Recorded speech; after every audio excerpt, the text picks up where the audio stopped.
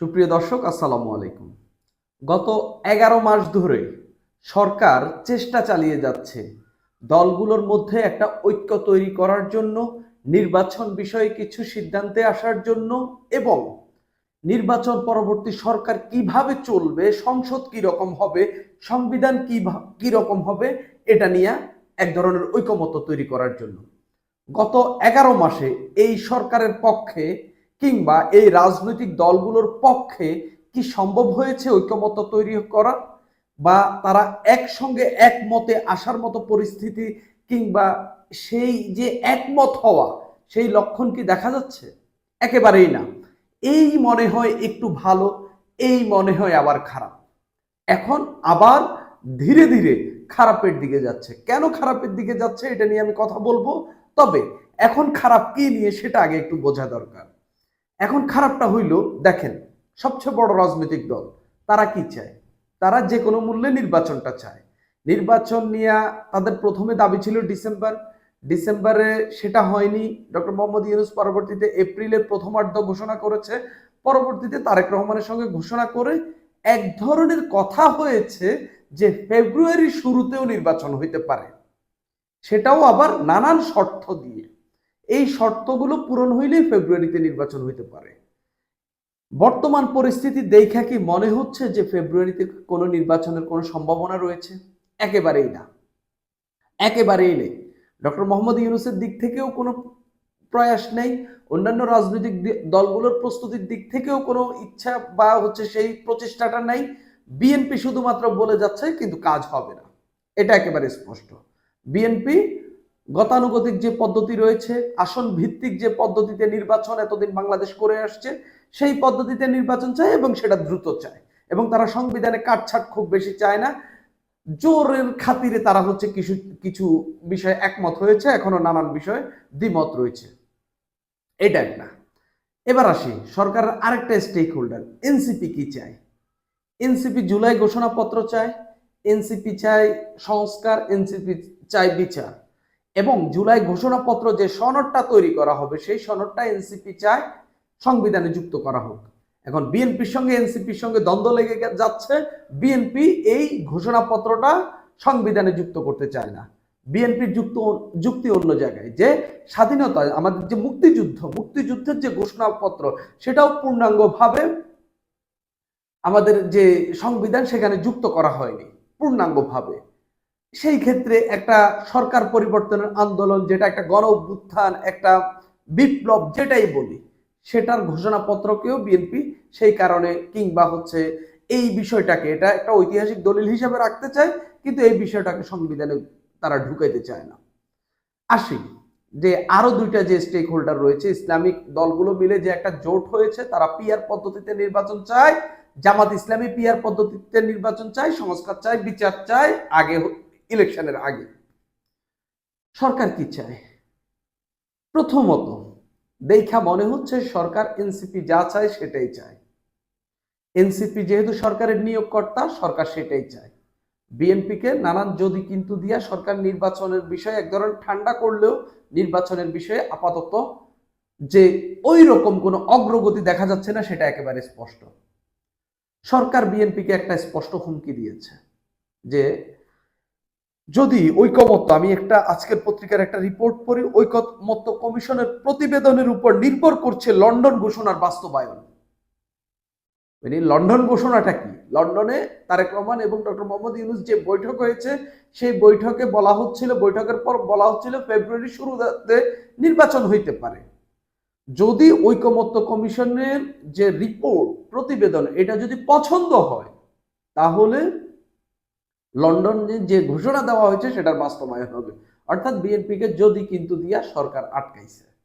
বিএনপিকে সরাসরি কিন্তু সরকার বলছে না যে আমরা ফেব্রুয়ারিতে নির্বাচন দিব, এপ্রিলেও নির্বাচন দিলেও সেটার নিয়েও নানান ঘড়িবসি রয়েছে, কিন্তু ফেব্রুয়ারিতে যে নির্বাচন হচ্ছে না সেটা একেবারে স্পষ্ট। তাহলে ঐকমত্য কমিশনের প্রতিবেদন কি আসবে?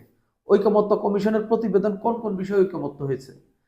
এনসিপির যে দাবি, এনসিপির মূল যে দাবি জুলাই সনদ, এবং এই জুলাই সনদকে সংবিধানে যুক্ত করা, এই দাবির সঙ্গেই তো বিএনপি একমত না। সংবিধানে যুক্ত করার যে দাবির সঙ্গে জুলাই সনদের বিষয়ে সবাই মোটামুটি একমত, একটা সনদ হইতে পারে, কিন্তু এটা যে সংবিধানে যুক্ত করা হবে কি হবে না এটা নিয়ে দ্বিমত রয়েছে। তো নানান বিষয়ে তো ঐকমত্য কমিশনের যে প্রতিবেদন, নানান বিষয়ে তো এখানে দ্বিমত রয়েছে। অনেক দল যে সংস্কারগুলো চাচ্ছে, অনেক দল আবার সেটা চাচ্ছে না, এই দল এটা চাইলে ওই দল ওইটা চাচ্ছে না, এরকম দিলেমা তো লেগেই আছে।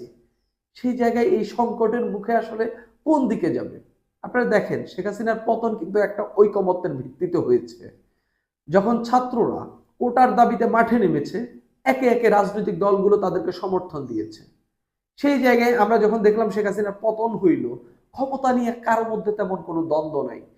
ছাত্রদের কয়েকজন সরকারে গেল, নানান জায়গা থেকে লোকজন এসে সরকারে বসলো, রাজনৈতিক দলগুলো কেউ দাবি করে নাই যে আমাদেরকে দুজন দেন একজন দেন, কেউই বলে নাই। কিন্তু ফাইনালি এসে আবার ক্ষমতার জন্যই সেই নতুন যে দ্বন্দ্ব, পুরানো যে দ্বন্দ্ব সেটা নতুন করে শুরু হচ্ছে, নতুন করে সংঘাতের দিকে যাচ্ছে বাংলাদেশ। এবং যেই ক্ষমতার জন্য ক্ষমতা আঁকড়ে ধরে শেখ হাসিনা দীর্ঘদিন অবৈধভাবে ক্ষমতা আঁকড়ে ধরে রেখেছিল, অবৈধ নির্বাচন দিয়া, বাজে নির্বাচন দিয়া, ফালতু নির্বাচন দিয়া সে ক্ষমতায় ছিল, ঠিক একই কারণে ক্ষমতার জন্য আবার নতুন দ্বন্দ্ব শুরু হচ্ছে। আপনি দেখেন, বিএনপি নির্বাচন দিলে ওরা জানে ওরা নির্বাচনে জয়লাভ করবে, তাই তারা দ্রুত নির্বাচন চায়। এনসিপি মনে করে এই সরকার যতদিন ক্ষমতায় থাকবে ততদিনই তাদের লাভ। তারা আসলে এই সরকারের একটা ছায়া বা এই সরকারের পেছনের মূল শক্তি হচ্ছে এই এনসিপি। এই সরকার ক্ষমতায় থাকলে তারা সুযোগ সুবিধা, তাদের অন্যান্য যেসব যে বিভিন্ন এলাকায় গিয়ে শোডাউন টোডাউন করা, টাকা ইনকাম করা, সবকিছুই সুবিধাজনক হয়। এবং যদি অন্য কোনো রাজনৈতিক দল ক্ষমতায় চলে আসে, বিশেষ করে বিএনপি চলে আসে, এদের পক্ষে এগুলা সম্ভব হবে না। অনেকেই বলে থাকে যে জামাত সরকার গঠন করলে কেমন হবে, এটা এই সরকারকে দেখলে বোঝা যায়। অনেকে বলে থাকে এই সরকারটা জামাতেরও সরকার এবং প্রশাসনে জামাতের ব্যাপক প্রভাব রয়েছে, তাই জামাতও আসলে এই সরকারটা ক্ষমতায় থাকলে খুশি, শুধুমাত্র বিএনপি অখুশি। তাহলে সবাই তো ওই ক্ষমতার জন্যই এই নতুন দ্বন্দ্বগুলো তৈরি করছে, ওই ক্ষমতার জন্যই এই এই ঘটনাগুলো তৈরি হচ্ছে। এখন পরিস্থিতি কি? এখন পরিস্থিতি একেবারে স্পষ্ট স্পষ্ট এনসিপি একটা চায়, জামাত একটা চায়, ইসলামী আন্দোলন নিয়ে যে জোট তৈরি হয়েছে তারা আরেকটা চায়, বিএনপি আরেকটা চায়, সরকার আরেকটা চায়। সরকার এদের সবাইকে এক জায়গায়ও আনতে পারতেছে না, আবার সরকারের কথায়ও এরা সবাই শুনতেছে না, আবার এরাও একে অপরের কথা শুনতেছে না, সরকারও এদের কথা শুনতেছে না। পরিস্থিতি হইল এটা। এই পরিস্থিতির জন্যই কি ওই একটা সরকারকে হটায় আপনারা আইছেন? এই পরিস্থিতি তৈরি করার জন্য। ক্ষমতার দ্বন্দ্ব যদি আপনাদের মধ্যে এত প্রবল হয়, সবার মধ্যে ক্ষমতার লোভ, কেউ এনসিপি কখনোই চায় না এই সরকার দ্রুত চলে যাক, তারা চায় এই সরকার থাকুক, এটাও ক্ষমতার লোভ। বিএনপি চায় দ্রুত নির্বাচন, এটাও ক্ষমতার লোভ, কারণ তারা মনে করে দ্রুত নির্বাচন হইলে তারা ক্ষমতায় আসবে। জামাতের মধ্যেও ক্ষমতার লোভ, তারা জানে এই সরকার ক্ষমতায় থাকলে তারা একটু সুবিধাজনক অবস্থানে থাকবে। পাশাপাশি তারা ক্ষমতা নিয়ে নেগোসিয়েশন করতে চায়, পরবর্তী সরকারের আশপাশে থাকতে চায়, বিশেষ করে বিরোধী দল হইতে চায় অথবা সরকারের অংশ হইতে চায়, এটাও ক্ষমতার লোভ। এত ক্ষমতা লোভীদের নিয়ে শুধুমাত্র দোষ হয় আওয়ামী লীগের। এরা কি ক্ষমতা কম লোভী? এই এক্সিস্টিং রাজনৈতিক দলগুলো যারা রয়েছে, কারা কি এখনো, তাদের কেউ কি এখনো দেশের কথা চিন্তা করছে? যদি করেই থাকে, এই সবাই এক সুতায় আসতেছে না কেন? সবার মধ্যে মেলবন্ধন হচ্ছে না কেন? সবার মধ্যে কেন ঐকমত্য হচ্ছে না? এই ঐকমত্য হওয়া কি খুব কঠিন? একেবারেই না। সব মিলিয়ে যেটা বলা যাচ্ছে, নির্বাচন যে কবে হয়, সরকারের স্পষ্টত নির্বাচনের বিষয়ে কোনো ঘোষণা দেয়নি, নতুন করে হুমকি দিয়েছে জুলাই ঐকমত্য কমিশনের প্রতিবেদনের উপর নির্ভর করবে যে লন্ডনে যে ঘোষণা দেওয়া হয়েছে সেটা বাস্তবায়ন হবে কিনা। 2 দিন পরে যদি বলে যে জুলাই ঐকমত্য কমিশনের নতুন আরেক প্রতিবেদনের উপর ভিত্তি করবে এপ্রিলে নির্বাচন হবে কিনা, যদি বলে কি করবেন? ক্ষমতা তো তার হাতে, কে কাকে নামাবে? ও নামালে ওর বদনাম হবে, ও নামালে ওর বদনাম হবে। এই হইল পরিস্থিতি। এই পরিস্থিতির মধ্যে আসলে দেশ কোন দিকে যায়, এটাই বড় প্রশ্ন। একদম অস্থিতিশীল একটা পরিস্থিতির মধ্যে আমরা ঢুকে পড়ছি এবং আমি দেখতে পাচ্ছি একে অন্যের এতই মুখোমুখি হচ্ছে এবং সরকার, বিএনপি, জামাত, ইসলামী আন্দোলন, এনসিপি একটা পঞ্চমুখী একটা সংঘাত দেখছি। জামাতের সঙ্গে কি ইসলামী আন্দোলনের সম্পর্ক ভালো? একেবারেই না। এনসিপির সঙ্গে কি জামাতের বোঝাপড়া ভালো? একেবারেই না। আর বিএনপির সঙ্গে তো সবারই শত্রুতা। সেই জায়গায় একে অপরের মধ্যে সংঘাত দেখা যাচ্ছে, একটা পঞ্চমুখী, অনেকে আমরা ত্রিমুখী, চতুর্মুখী, দ্বিমুখী এরকম সংঘাত আমরা অনেক দেখেছি। এখানে একটা পঞ্চমুখী সংঘাত দেখা যাচ্ছে। এই সংঘাতের দুই একটি খেলোয়াড় বাদ পড়ে গেলেও ত্রিমুখী সংঘাত একেবারে স্পষ্ট। এনসিপি, বিএনপি এবং সরকার, এই তিনটা সংঘাত একেবারেই স্পষ্ট।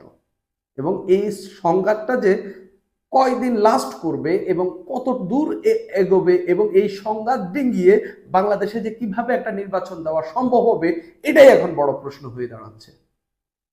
এই সংঘাত সহজে উত্তরণ কিংবা এই দ্বন্দ্ব নিরসন, এখান থেকে ঐকমত্য তৈরি হওয়া খুবই কঠিন, খুবই কঠিন। আগামী নির্বাচনটাও এই ডিলেমার মধ্যে হইলেও হইতে পারে, তবে সেটা যে খুব বাজে একটা নির্বাচন হইতে যাচ্ছে এটা স্পষ্ট। আপনি এইসব বিষয়ে আপনি ঐকমত্য হচ্ছেন না, নির্বাচনের দিন যে আপনি কি করবেন বুঝে নেন। সুপ্রিয় দর্শক, আজ এই পর্যন্তই।